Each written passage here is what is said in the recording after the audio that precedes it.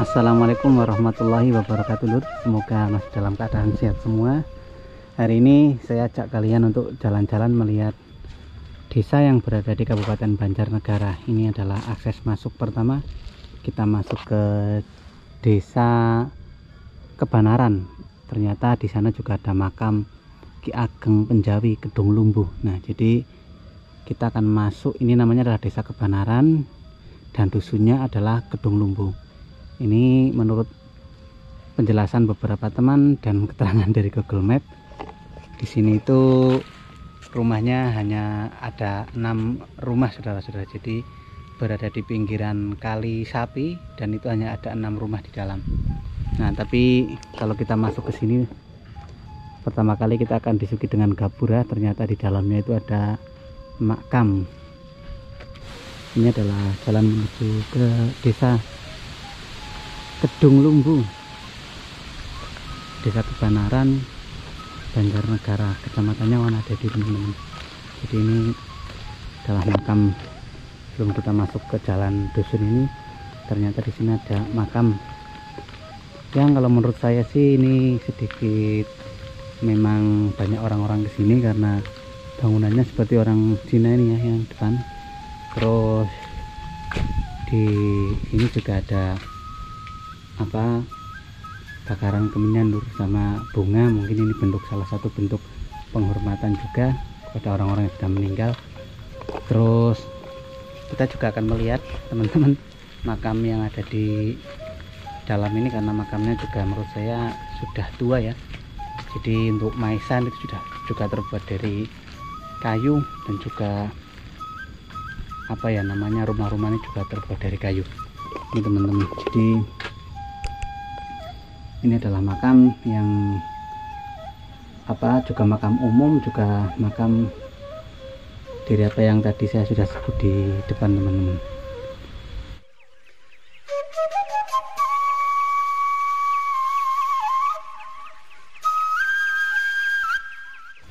Jadi masih pepohonan bambu juga, terus jalannya masih seperti ini nih, mengingatkan kita pada desa-desa kita yang ya sekitar tahun 80-90-an. Ini jadi masih bambu, masih enak. Terus di depan itu ada satu rumah, teman-teman, satu rumah.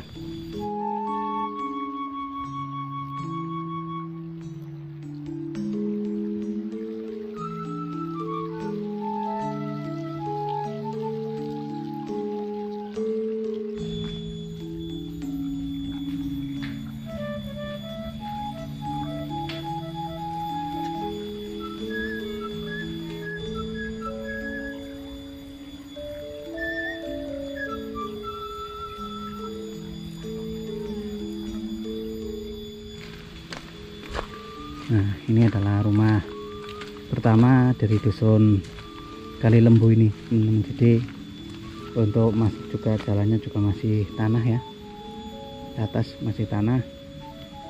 Terus nah, ini adalah rumah yang satu. Ini bangunan rumah juga masih bangunan rumah yang seperti dulu ya, di masih sederhana lah. Terus kalau di belakang ini rumah warga juga memelihara kambing, teman-teman. Jadi juga ada yang memelihara kambing di satu rumah ini. Yang paling belakang itu memelihara kambing. Coba kita lihat. Kalau kita kita turun, kita memang di sini adalah kandang kambing. Ada kambing, teman-teman. Kambing milik warga. 1, 2, 3, 4, 5, ada 5 kambing.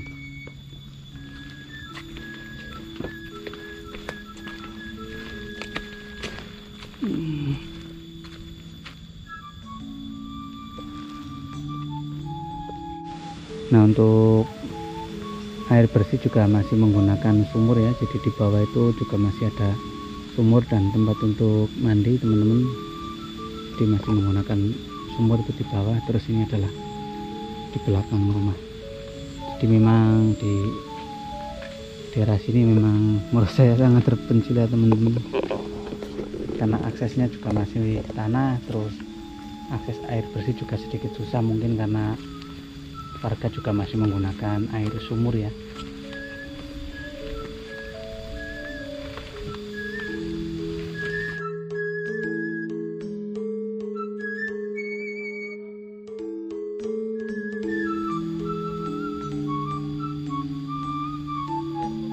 Oke teman-teman, kita lanjut perjalanan. Setelah kita melihat satu rumah yang berada di bawah, kita akan maju ke depan, terus kita akan melihat beberapa rumah yang berada di depan.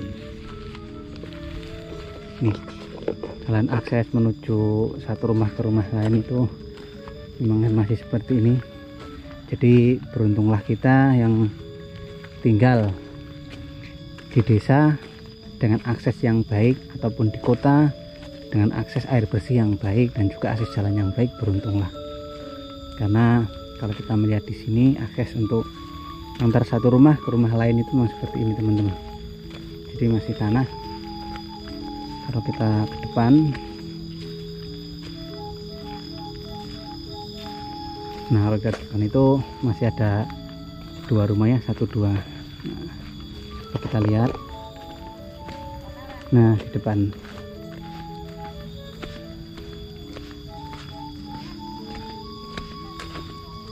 Jadi ada satu warga, nah yang nanti kita akan temui.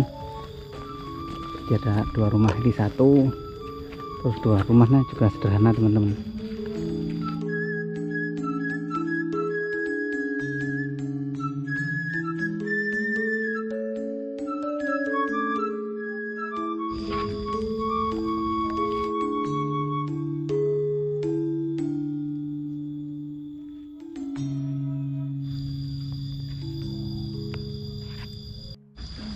Oh, kita mana Pak? Oh, nembe ngingu itu apa? Oh, ageng. Pundi? Masih alit. Biasa Jawa. Nggih. Nembe itu Mas pengen status nopo. Makane. Nek ibune berarti alit tinggal yang mriki. Nggih. Nek riyen mancen 6 rumah napa pun luwih ngene? Rin nggih kathah mbok sih, tapi mboten ngertos kowe nggih mbon niki mung 7 rumah. Oh, 7 rumah malah. Nggih. Oh, nggih. Berarti 7 rumah, 7 kepala keluarga napa satu rumah enten sih? Oh, nggih.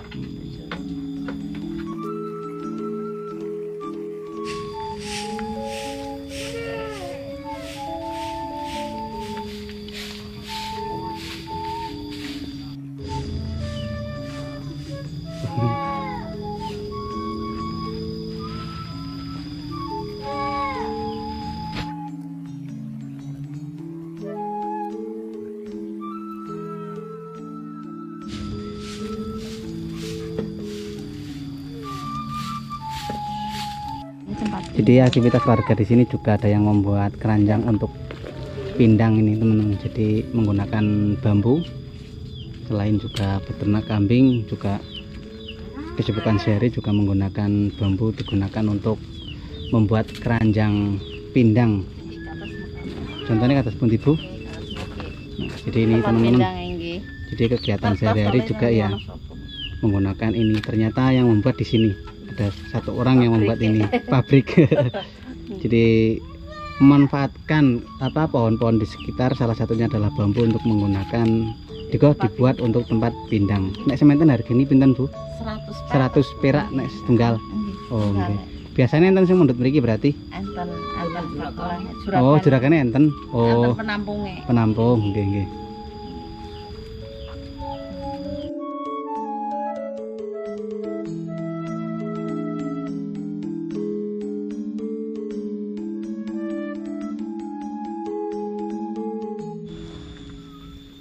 Jadi beberapa warga juga ada yang membuat bata ya, bata merah.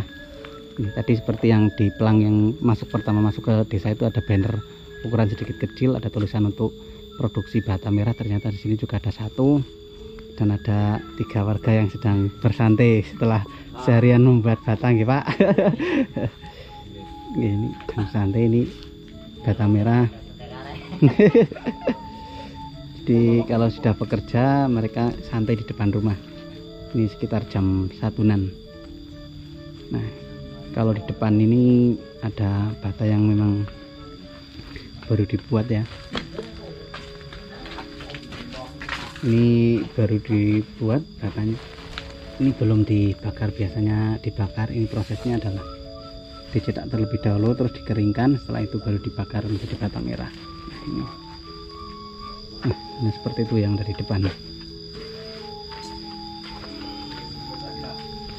Jadi ini rumah yang ke 1, 2, 3, 4. Ini rumah yang keempat. Terus kalau kita jalan ke depan juga masih ada rumah lagi, ada 2 rumah. Dan ini ternyata teman-teman, bahwa untuk tempat penampungan kayu bakar ini menggunakan kayu yang sudah berumur ratusan tahun. Menurut saya ini sudah tua ya.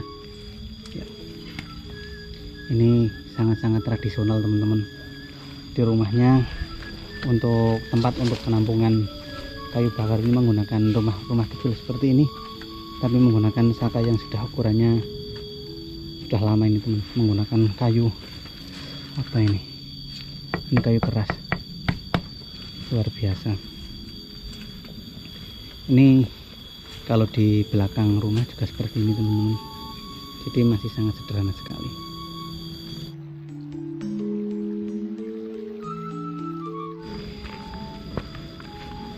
Jadi ada beberapa lah memang rumah yang sudah berbentuk permanen ya, menggunakan bata ya. Ada salah satunya ini satu. Ada satu yang sudah menggunakan bata. Ini satu. Terus kalau kita ke bawah lagi teman-teman,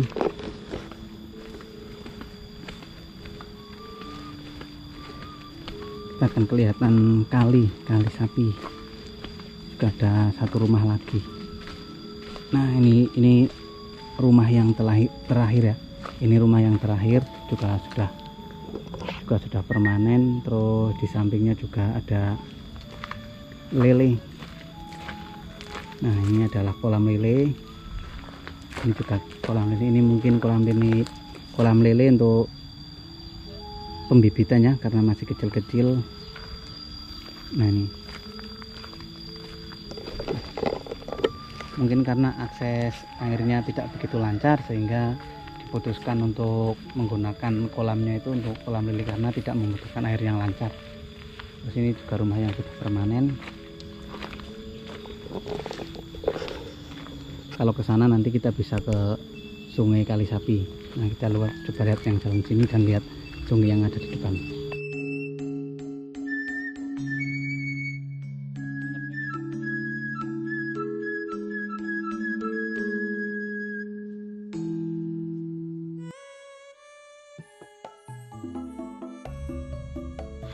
Walaupun tinggal di desa dengan akses jalan yang sedikit rusak dan juga jauh dari pemukiman dan perkotaan, tapi naluri manusia adalah bertahan hidup, sehingga apapun itu potensinya yang ada di desa, baik itu pohon bambu, terus sungai, terus lahan yang luas seperti ini dimanfaatkan untuk bagaimana mereka bisa bertahan hidup. Salah satunya adalah bisa membuat bata merah, terus bisa membuat anyaman bambu ya, digunakan untuk nantinya pindang, bungkus pindang itu, tempat pindang. Terus juga ada yang membuat kolam lele. Nah itu artinya adalah bagaimana hidup desa itu harus survive dengan keadaan yang bagaimanapun. Itulah hebatnya kalau orang-orang tinggal di desa.